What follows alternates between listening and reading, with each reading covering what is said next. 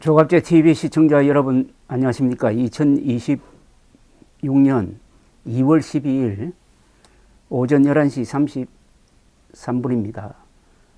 조갑제 TV 구독자들 그리고 회원 가입하신 분들 자발적 구독료를 내어주신 분들께 특히 감사를 드립니다.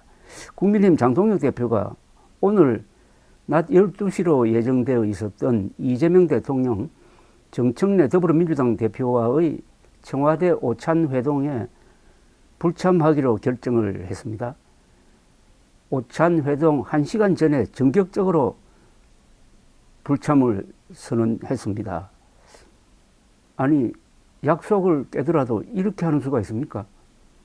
그런데 그 사정이 더 이해가 가지 않습니다.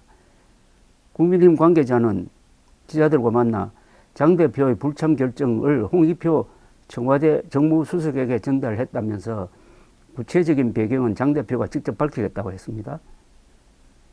이보다 앞선 국민의힘 최고위원회의에서 신동욱 최고위원은 설을 앞두고 국민들에게 정부와 민주당이 갈등이 없다는 아름다운 모습을 연출하기 위해 청와대가 여야 대표를 불러서 갑자기 밥을 먹자고 한다면서 장 대표가 이런 연출극에 결코 가서 덜러리를 서선 안 된다. 저는 단호히 반대한다고 했습니다. 김민수라는 사람도 이 사람은 거구파에 속하는 사람인데요. 장 대표를 민주당의 오점과 이 대통령의 작태를 덮는 용도로 사용하지 않기를 바란다. 저 역시도 장 대표의 오찬회동 불참을 강력히 권유드린다고 했습니다. 조광한 최고위원 또한 사법질서의 파괴, 국가붕괴의 주도적 역할을 하고 있는 오늘의 대통령 여야 대표 회동은 아무런 의미가 없다. 이렇게 나오니까 오찬회동에 참석하기로 했던 장 대표는 사실 오찬회동은 전날 대구 나주 현장 방문 도중에 급작스럽게 연락받은 것이다. 시기상으로나 여러 가지 면을 봤을 때 정부 여당이 부부싸움을 하고 둘이 화해하겠다고 옆집 아저씨를 불러놓는 꼴이라는 걸 충분히 알고 있었다. 여러 최고위원들이 제게 제고해 줄 것을 요청했기 때문에 회의를 마치고 지도부와 함께 이 문제에 대해서 다시 논의하고 최종 결정하도록 하겠다고 말했습니다. 그 참 희한합니다. 아니, 뭘 따지려면은 오늘이 절호의 기회 아닙니까? 또 대통령과 만나자는 회담을 제의했잖아요. 그러면 점심 먹으면서 얼마나 좋은 자리입니까? 거기 장동혁 대표가 말하려고 할 때 막을 사람이 거기 있습니까? 하고 싶은 이야기를 직설적으로 그리고 비공개로 진행될 것이니까 다 쏟아부을 수 있는 기회를 왜 놓칩니까?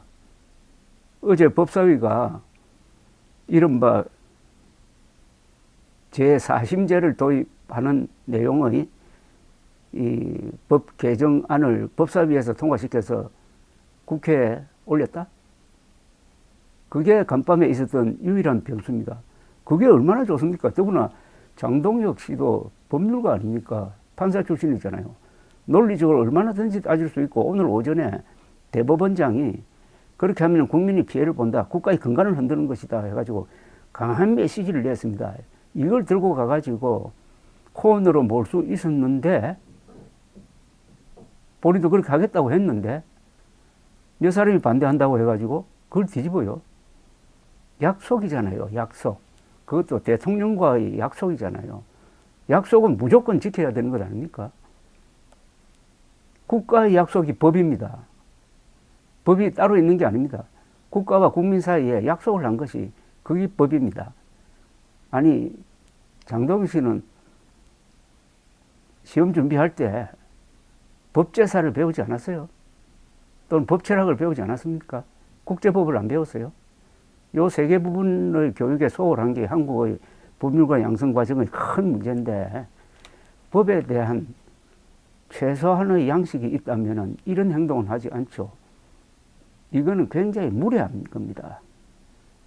대통령과의 약속을 1시간 전에 타당하지 못한 이유를 대가지고 일방 취소한다는 것. 이런 무례가 어디 있습니까? 여기서 예의 따진다고 저를 조롱할 사람 있을지도 모르겠습니다. 그러나 문명국가에서는 법도 중요하게 생각하지만은 예의도 중요하게 생각합니다. 매너 makes man이라는 말이 있습니다. 영어에. 예의, 즉 매너가 사람을 만든답니다. 일본에서는 아이들 교육할 때 폐를 끼치는 인간이 되어서는 안 된다고 가르칩니다. 그렇게 하려면 예의가 있어야죠. 예의가 있어야 법도 지킵니다. 법을 안 지키는 사람이 대부분 다 예의가 없어요. 또 예의 있는 사람은 거짓말을 안 합니다. 거짓말 하는 사람은 다 예의가 없습니다. 이 경우는 국힘당 극우파에 해당됩니다. 부정성 음모론자들이 가지고 있는 공통적인 특징이 하나 있습니다. 공격적이고 예의가 없습니다. 무례합니다. 그러니까 극우 음모론자들이 가는 곳마다 관계가 깨어집니다. 가족도 싸움박질합니다. 부부도, 부자도, 모녀 사이도, 친구 사이도 갈라집니다. 동창회도 깨집니다. 이들이 속한 단체는 기능정지가 되어버립니다. 이들이 속했던 보수는 처참하게 갈라지고 있습니다. 이들이 만약 정권 잡을 일은 없겠지만 정권 잡으면 나라가 아마 4분 5열 될 겁니다. 왜냐? 무례하기 때문입니다. 오늘 국민들에게 좋은 교육을 하나 했습니다. 좋은 학교 나와서 출세한 사람도 부정선거 음모론자와 친하면은 행동이 이렇게 무례하게 된다. 예의를 말하니까 그게 뭐 요새 세상에 맞는 이야기는 할지 모르지만은 아담 스미스가 국보론을 써서 시장경제와 자본주의의 원리를 만든 사람으로 알려져 있지만은 사실은 그 아담 스미스가 쓴 책은 국보론보다 더 유명한 책이 있습니다. 도덕 감정론이라는 책이 있습니다. 도덕 감정론. 도덕 감정론을 일관하는 메시지는 뭐냐? 자본주의가 제대로 기능하려면은, 그 민주주의도 포함되어 있습니다만, 시장이 제대로 기능하려면은 거기에 참여하는 사람들, 즉 소비자들, 그리고 물건을 만드는 사람들, 이런 사람들이 예의가 있어야 된다고 했습니다. 예의가. 도덕적 품성이 있어야 시장도 제대로 기능하지.